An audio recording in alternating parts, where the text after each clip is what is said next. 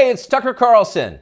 The Biden administration arrested Donald Trump this afternoon. They had him arraigned and fingerprinted in a Miami courthouse like the accused felon he now technically is. These were the first steps in a process that is designed to put Donald Trump behind bars for the rest of his life. Cable news carried every moment of it live. It's unprecedented, they told us, with what looked like shock. But they weren't shocked. They knew this was coming. Everyone who's paid attention knew it was. What just happened was always going to happen. It's been inevitable since February 16th, 2016. That's the day Donald Trump made a blood enemy of the largest and most powerful organization in human history, which would be the federal government. Despite what you may remember, it wasn't anything that Trump had said about immigration or trade with China or rapists from Mexico. Those are the stories that dominated the headlines that year. Trump's a racist, they screamed. Stop him! But inside Washington, that was just noise. None of it really rated. Identity politics doesn't mean much to permanent Washington. What matters, then and now, is foreign policy. The invasions and occupations and proxy wars. The decisions that determine which global populations will thrive and which will die. The policies that come with trillion-dollar price tags. The ones that, over time, have made the counties around D.C. the richest suburbs in the world. In Washington, that's what actually matters. And it's obvious when you look carefully. When there's a debate about anything else, for example, the debt ceiling, both sides take their assigned positions and they start yelling. But when Congress decides to start a war, no matter how foolish or counterproductive or obviously disconnected from America's core interests that war may be, when that happens, the leaders of both parties automatically jump behind it like circus clowns. And then they stay there, sometimes for decades. They defend that war relentlessly against all evidence until somebody finally rings the all-clear bell and they can begin to admit that actually, maybe it wasn't such a great idea. We meant well, but it just didn't work out. The good news is we've learned a lot of important lessons. In the end, they usually do say something like that, but only after emotions have cooled and the damning details have begun to fade from collective memory. It's an apology that's not actually an apology, much less repentance, and it's years too late to matter in any case. But until then, that's all you're getting. Until then, no dissent is allowed. That's the first rule of Washington. But somehow, Trump didn't bother to follow it. He is from out of town, so maybe he didn't know it was a rule, or maybe he just didn't care. Either way, 7.5 years later, we can point to the precise moment that permanent Washington decided to send Donald Trump to prison. Here it is. It's from the Republican candidates debate in Greenville, South Carolina. We should have never been in Iraq. We have destabilized the Middle East. They lied. They said there were weapons of mass destruction. There were none, and they knew there were none. There were no weapons of mass destruction. All right. We should never have been in Iraq, Trump said.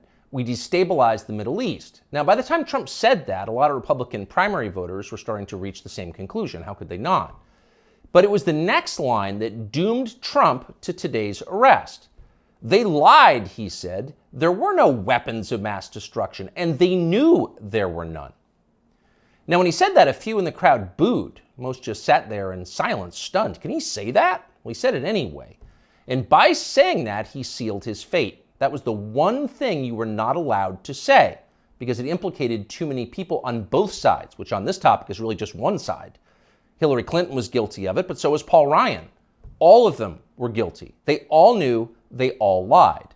And to a person, they hated Donald Trump for exposing them. After that, it was pretty clear that even if he did get elected president, Trump was going to have a very hard time controlling the federal government he was supposed to be in charge of. Most of permanent Washington decided that thwarting Trump was the single most important mission in their lives. Everything depended on it. Many of them said so publicly. But others didn't say so publicly. In fact, the stealthier ones took another path. They ran toward Trump, not away from him. They sucked up to him. They ingratiated themselves with the man they intuitively understood was susceptible to flattery, which Trump is. And they did this in order to subvert his new administration from the inside. There were a number of these, and you could spot them immediately. They were flatterers. Invariably, the ones who flattered Trump the most hated him the most and disagreed the most strongly with his views. You saw them in the hallways of the White House and at press conferences. They were there slobbering over their boss with elaborate self-abasement, as if they were addressing a monarch or a god. It was a scene from the Ottoman court. It was filthy and decadent, and it was false. Mike Pence, Nikki Haley, Mike Pompeo, Lindsey Graham in the Congress.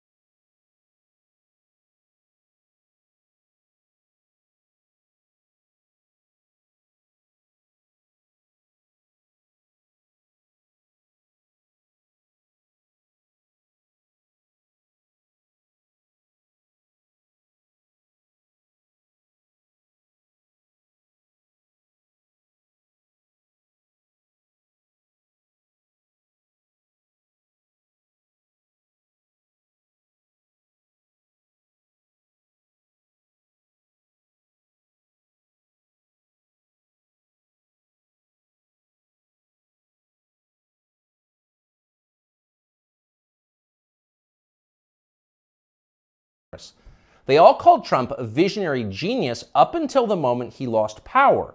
And then they unsheathed their real agenda, as always the neocon war agenda, and they piled on with maximum force.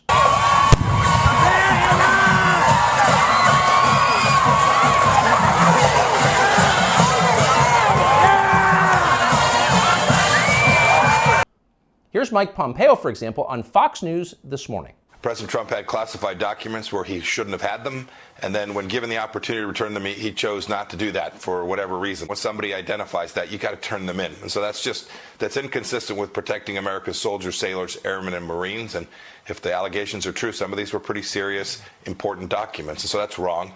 May future historians hoping to unlock the mysteries of late Empire Washington study that clip, because it will reveal everything. That very same Mike Pompeo, the one who's sneering at Donald Trump on TV this morning, that guy served Donald Trump as both CIA director and as Secretary of State.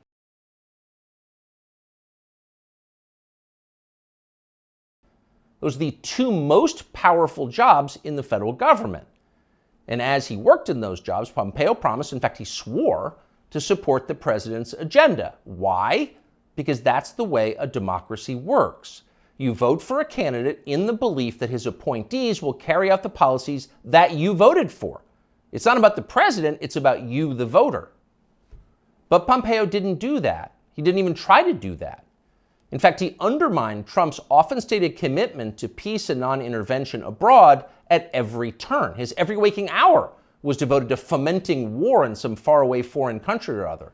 Iran, Syria, Russia, North Korea, the list goes on. But rather than telling Trump that he disagreed with his ideas, as a man would, Pompeo toadied up to Trump, a man he despised, in the oiliest, most over-the-top way imaginable. Ask anyone who worked in that White House at the time. Who is the appointee most likely to tell Donald Trump on a daily basis that he was handsome, virile, sleek, and powerful? Mike Pompeo. That will be the consensus answer. Those of us who saw firsthand Pompeo's relentless kowtowing will never forget it. It was indelibly repulsive. No one with self-respect could do something like that. But Mike Pompeo did it effortlessly, with relish and verve.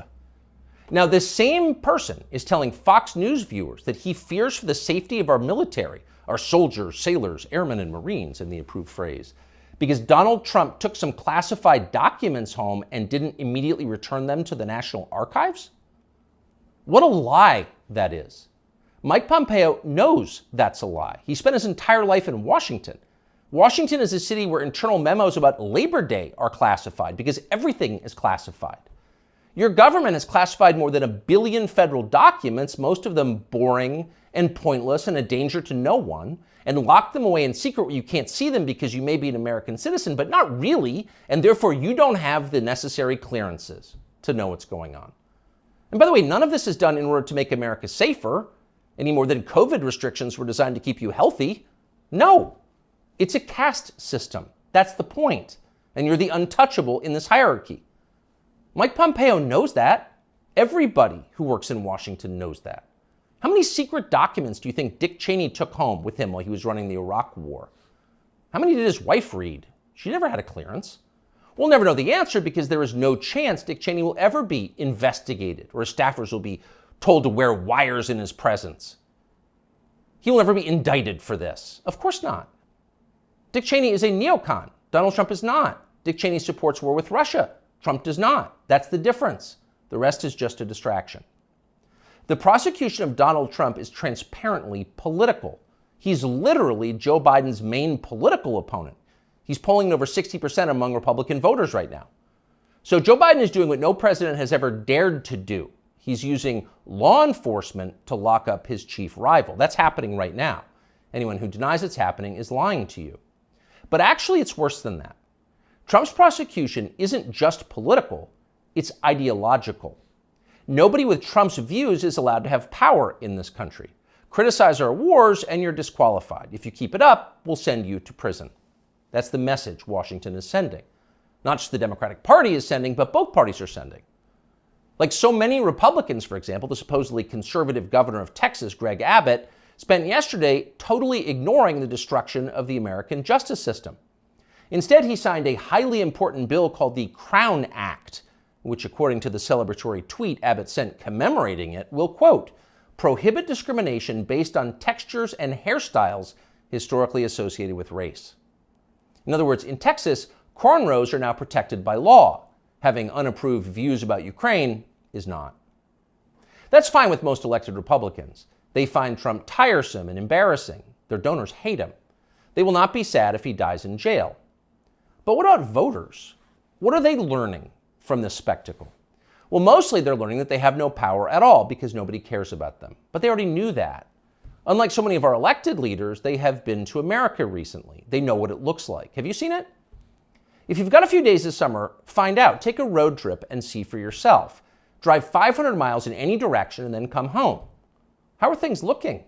Well, they should look great. The federal government spent $6.5 trillion last year. That's more than any government has ever spent, ever. So at the very least, you would expect pristine public roads. Oh no, that's not what you see when you drive around this country. There are potholes and Jersey barriers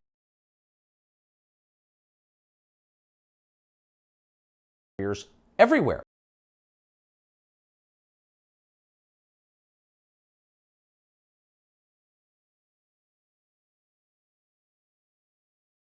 Looks like Tegucigalpa before the Chinese decided to rebuild the infrastructure of Honduras.